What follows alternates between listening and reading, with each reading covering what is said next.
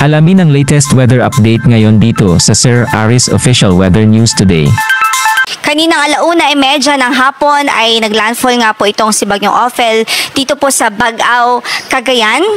So nakita po natin, nakuha po natin yan sa ating DAET radar na lumapat yung sentro ng mata po ni Super Typhoon Ophel kanina dito sa Bagao, Cagayan. At sa kasalukuyan, base sa ating latest analysis, nananalasa pa rin po ito sa malaking bahagi ng Northern Luzon. So nakita natin ang sentro niya as of our latest analysis sa vicinity ng Gonzaga, Cagayan. So halos andun pa rin po siya, mabagal pa rin po siya. At ang kanyang taglay na lakas na hangin umaabot sa 165 kilometers per hour near the center. So napakalakas pa rin ho nitong bagyo. Taglay pa rin ito ang mapaminsalang hangin. At ang gas niya ay umaabot po sa 275 kilometers per hour. Ang kanyang direksyon sa ngayon ay pakanluran, hilagang kanluran o west-northwest at 20 kilometers per hour. So ayan, nakikita nga po natin sa ating latest satellite. Halos sakop pa rin ho ang buong Northern Luzon ng epekto ng bagyong ito, yung radius niya, Northern Luzon and some parts of Central Luzon. And makakonfirm natin yan sa signal. Dahil dyan nakataas pa rin ang signal number 4 sa Babuyan Islands. Ito po, yung areas na ito, sa northern and eastern portions ng mainland Cagayan. Signal number 4 pa rin ho tayo. Ibig sabihin, posible pa rin po ang halos umaabot sa 165 kilometers per hour near the center na maximum sustained winds. Samantala, signal number 3 naman sa Batanes. Dito po yan sa Batanes, rest of Cagayan, sa northern portion of Isabela, northern portion of Apayao, maging sa northern portion of Ilocos Norte. Then signal number 2 naman sa western and eastern portions of Isabela, rest of Apayao, Kalinga, northeastern portion ng Abra, the eastern portion of Mountain Province, and the rest o natitirang bahagi pa ng Ilocos Norte. Ito pong yellow shaded areas. Signal number 2 pa rin ho, kaya hindi po pwede maging kampante dahil andyan pa nga po yung bagyo. And then signal number 1 naman sa natitirang bahagi ng Isabela, sa Quirino, northern portion ng Nueva Vizcaya, the rest of Mountain Province, the rest of Ifugao, the rest of Abra, the northern portion ng Benguet, Ilocos Sur, northern portion ng La Union at maging northern portion ng Aurora. So makikita nga po natin yung kabuuan ng ating signal concentrated po dito sa Northern Luzon at ilang bahagi ng gitnang Luzon at Central Luzon. Balikan lamang ho natin yung track na ipinalabas ng Pag-asa as of 5 p.m. bulletin po natin. So, from this area, dahil naglandfall nga po ito sa northeastern portion ng Cagayan, particular po sa Bagao, Cagayan, ay tinahak po nito ang municipalities. Ngayon po ay nasa Gonzaga na po siya, Cagayan. And then, eventually po, lalabas po ito ng landmass panandalian at mananalasa o makakaapekto itong ulit dito po sa Babuyan Islands. Then, dito na po sa mag-submerge na dito sa waters po sa west part po ng sa western part na coastal areas po ng extreme northern Luzon, tapos magre-recurve ulit ng bahagya. Tapos ina-expect natin na dito na po siya sa ating area of responsibility tuluyang malulusaw. Pero by November 18 pa po yan, by Monday pa ho. So yan na nakikita natin projection. Ito yung naging track niya over the past few days, yung kanyang present location at ang kanyang forecast track.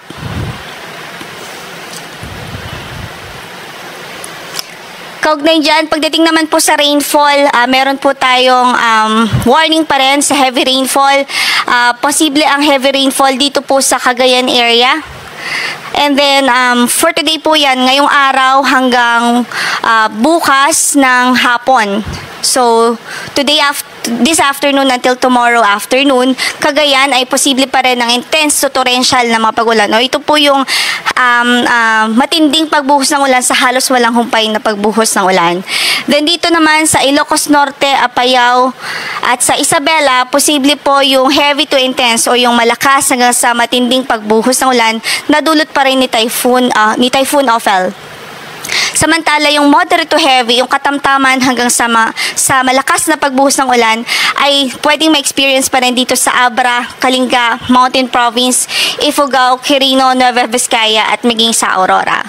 And then, bukas ng hapon hanggang sa Saturday ng hapon. So, Friday afternoon until Saturday afternoon, posible pa rin makaranas o posibleng makaranas na ng heavy to intense ang napagulan ang Sorsogon, Northern Samar, Samar at Eastern Samar dahil naman po yan sa yung incoming na or yung paparating po na bagyo na nasa labas pa ngayon ng ating area of responsibility at posibleng pumasok mamayang gabi sa ating PAR. So dahil sa kanyang proximity o dahil sa kanyang location, by tomorrow afternoon hanggang Saturday afternoon, posible na makaranas ng mga heavy to intense na pagulan ang Northern Samar, Eastern Samar at maging ang probinsya ng Sorsogon.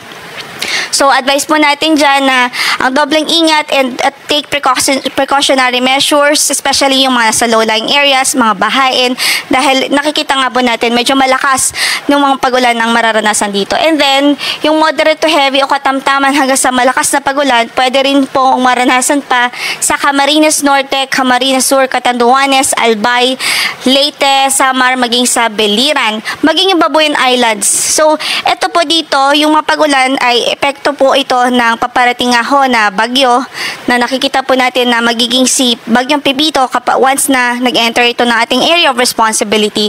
And then ito po, yung moderate to heavy dito sa Babuyan Islands, maging sa Batanes, ay caused po yan nung si Bagyong Ophel na nasa extreme northern Luzon na by that time. And then sa third day forecast po natin, Saturday afternoon, so Sabado ng hapon yan hanggang Sunday ng hapon, ay posible rin ang intense to torrential o matindi hanggang sa halos walang humpay ng mga pagulan dito sa Quezon Province, Camarines Norte at maging sa Camarines Sur. Samantala, yung heavy to intense o malakas hanggang sa matinding mga pagulan ay nakikita natin pwedeng maranasan dito sa Catanduanes, Albay, Sorsogon at maging sa Northern Samar, sa Marinduque, Batangas, Cavite, Laguna, Metro Manila, Rizal, Bataan, Pampanga, Bulacan, Zambales, Tarlac, Nueva Ecija at maging sa Aurora.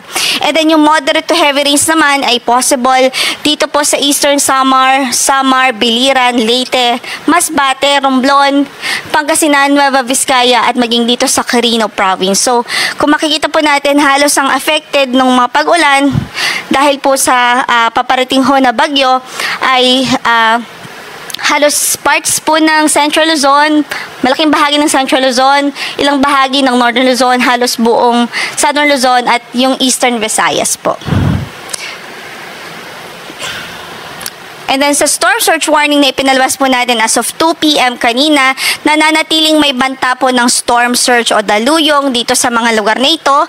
Partikular sa Cagayan, more than 3 meters pa rin na posibleng maranasang storm surge dahil sa presence o passage po nitong si Bagyong Ophel. And then 2.1 to 3 meters naman sa Aurora, sa Batanes, sa Cagayan, Ilocos Norte, maging sa Isabela, sa coastal areas po nila. And then 1 to 2 meters naman ang pwede pong maranasan o possible na storm surge dito po sa Ilocos Sur. So, mag-ingat na lang ang ating advice dito as much as possible talaga. Hindi po pwedeng may mga residente sa coastal areas, especially sa ganitong sitwasyon na may bagyo, na may malakas na bagyo dahil mataas po yung chance na tumaas ng tubig o magkaroon ng storm surge dito sa coastal areas.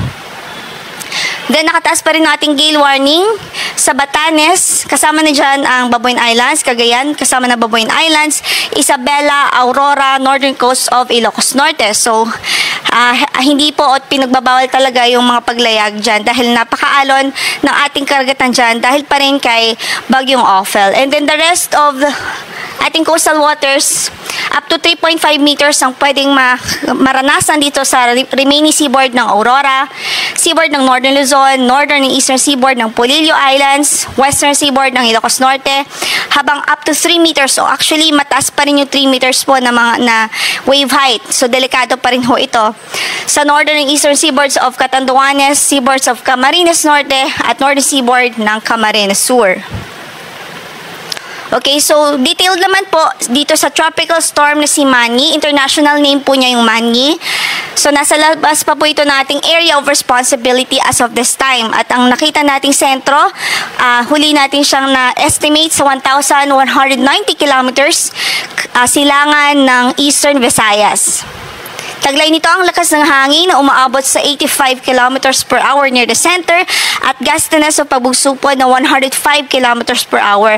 At ang kanyang pagkilos, base sa ating pagtaya, ay pakanluran, timog kanluran sa bilis po na 20 kilometers per hour. So kung hindi po magbago ang kanyang track at ang ating projection nito, by evening po today o ngayong gabi, ay papasok po ito ng ating area of responsibility at papangalanan po natin si Bagyong Pepito.